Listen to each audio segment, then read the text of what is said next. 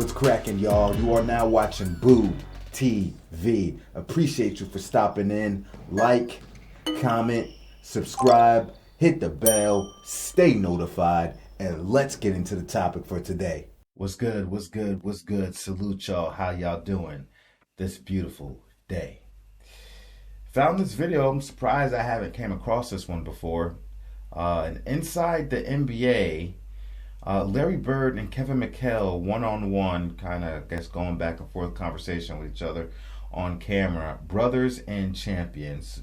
We all know how McHale felt about Larry. We know how Larry felt about McHale. I'm assuming if you watch this video, you're a Bird fan, you're a Celtics fan, you're a McHale fan, probably all three. So you probably know the rich history they have together and how they, hold each other in high regard. And they have much love for each other. So I'm interested to get into this. I haven't seen this before. I think Larry Bird's hilarious, and I think Kevin McHale's hilarious. I love both of their personalities. So, this video's about a little less than 8 minutes long. So sit back, relax. Won't take too much of your time, but enjoy the show and enjoy the great banter and back and forth conversation of Larry Bird and Kevin McHale years and years after they'd done retired and won championships together. Let's get into it. Bird, little fake down the lane. Oh, Larry Bird over the backboard. Bird just hit him with a screen, then gets it back to McHale. Larry, a runner.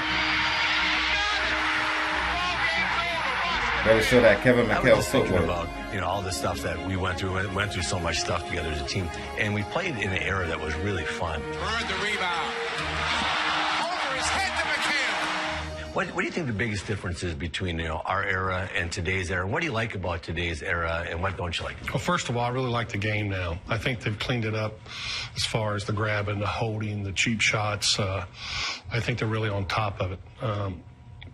When you're out there playing, you like to have freedom, and they have that now. Obviously, the three-point shot is stretched out the court a little bit. I can remember when we played, we always worried about the middle was so clogged because we was really trying to pound it downside all the time. But since the three-point line has been taken advantage of, I think it's opened the court up. There's more space out there. And some of the players that have a lot of skill, you can see their skill on a nightly basis. Mm-hmm. Now, the three-point line came in your... It's important to listen to what Larry Bird said, because I personally prefer how the NBA was refereed and the style of the NBA back in the 80s, back in the 90s, back in the early to mid-ish 2000s, probably up until 2010. Then it really started taking a turn for the worse, in my opinion.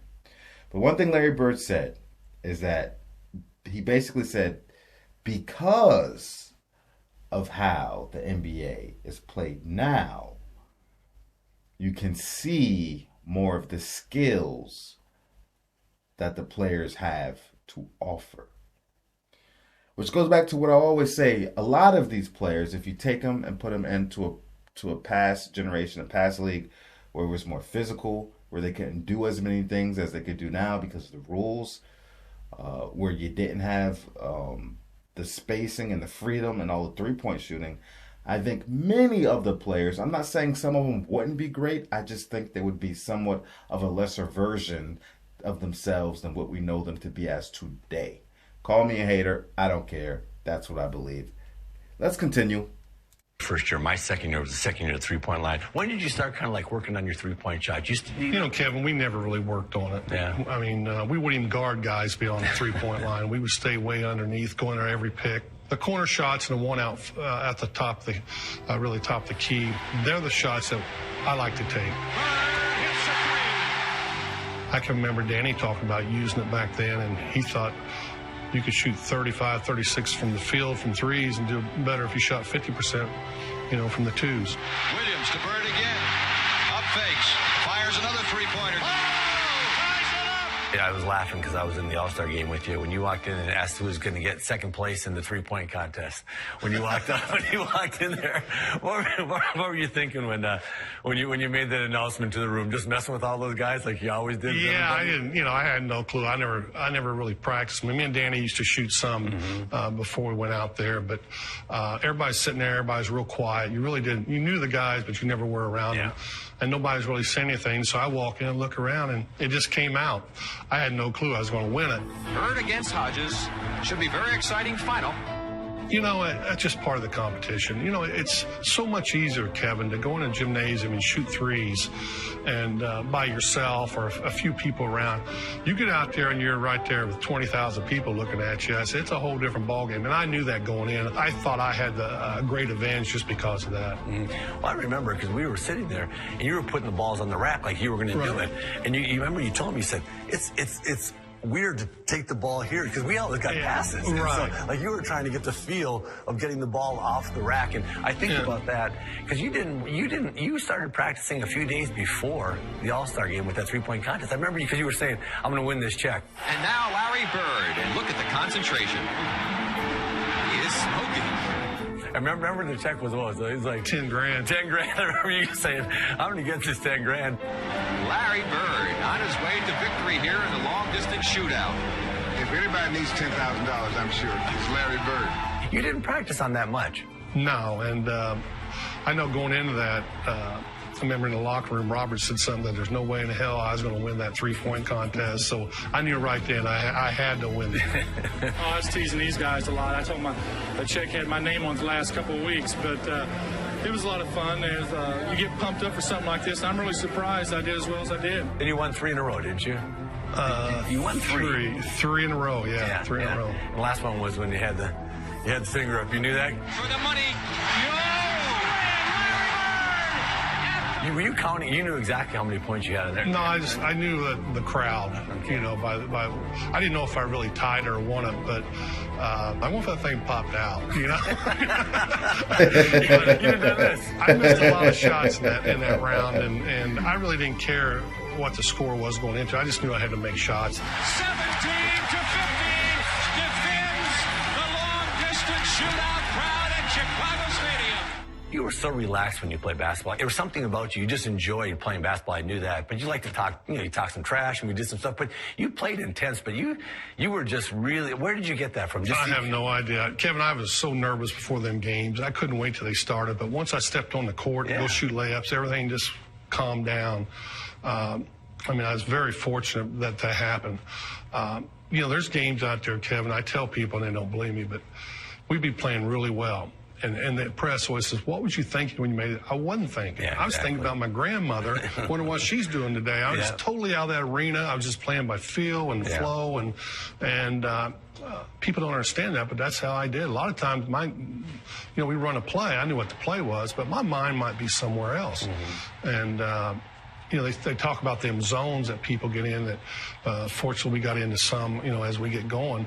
And my mind was so far away from basketball when that happens. And it's unreal. And it don't make a lot of sense, but it's the truth. All the teams we played. So I've heard that little portion about Larry's mind being somewhere else. I've heard that little portion in another video before. What was the best team that we had together, do you think? 86, no question, with Bill. Bird.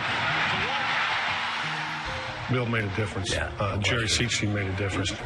And the combination of them two was very good. 2 seconds on the shot clock. Bird wants a 3 out of it, and he gets it. This is a rarity in sports. I don't think it's ever happened that a celebration has started before the end of a game. How sweet is that? There's a great move to avoid the crush of the crowd. Our team had an unbelievable ability late to really win a lot of games. Yeah, execution, playing together, and trusting one another has a lot to do with it. Double team at Bird. Larry, fake, fall away. Hits it! Unbelievable. Aims to Bird. He gets a good shot in the Celtics winner. Incredible. If you can get the ball and get in the right spots to make plays, it makes it a lot easier. Yeah, no question. I think there was a joy that you played with. That's why you were fun to be around, because you love to compete and love to play basketball. Bird's the man they want to have it. Yes, indeed. Bird, 4-3. Hold up. Yes, what can you say Well, I like to win, too. Yeah. I like the outcome when you win. There's nothing better than going on the road. I don't care who you're playing to get that win on the road. Yeah. You know, we always felt we were going to win at home, but going on the road, beating anyone, and us getting on that bus and talking about the game, and I always thought that was the greatest. I've been very fortunate I've been able to go the full circle. And it's been nothing but a learning experience. And I've been very grateful to the NBA for everything that they've done for me. And I just hope everybody gets an opportunity to do it, because playing's different than coaching. Coaching's different from being a GM. But I've been able to have a little success in every one of them. Nothing was as fun as playing, though, was it? No, playing, having the ball in your hands and getting yourself mentally prepared for each game, that was the ultimate. Yeah. Had a lot of fun, didn't we? A lot of fun. Dope interview, man. I love watching players get back together and reflect on the good old times. Just a heart-to-heart conversation. Especially give me something that's uncensored and no agenda type of thing. It's just a free-flowing conversation. I could watch that stuff all day. I had a Kobe and Shaq one that I reacted to when they got back together for their last little powwow together. I guess the last one they had. You can go check that out on my Kobe Bryant playlist if you're interested. My reaction video playlist as well. But yeah, that Celtics team was amazing, and I agree with Larry. It was that '86 squad, man. Arguably one of the greatest teams of all time. Oh no, arguably the greatest team of all time. Undoubtedly one of the greatest teams of all time. That Celtics team was a monster, an elite passing team, unremarkable chemistry, elite offensively, elite defensively. That team was a beast, man. And like you said, when Bill Walton was a big piece. Having a player like Bill, even with all his injuries, the foot, whatever, still coming off the bench, what? And yeah, Jerry Sheasting, obviously I wasn't around, but I've just, from all these damn Celtics videos and Larry Bird videos I've been watching, Jerry was money. Jerry was money, man. High IQ basketball player. But a lot of, basically everybody on that squad that was in somewhat of the regular rotation had a high basketball IQ. And you could see it when they play together as a team.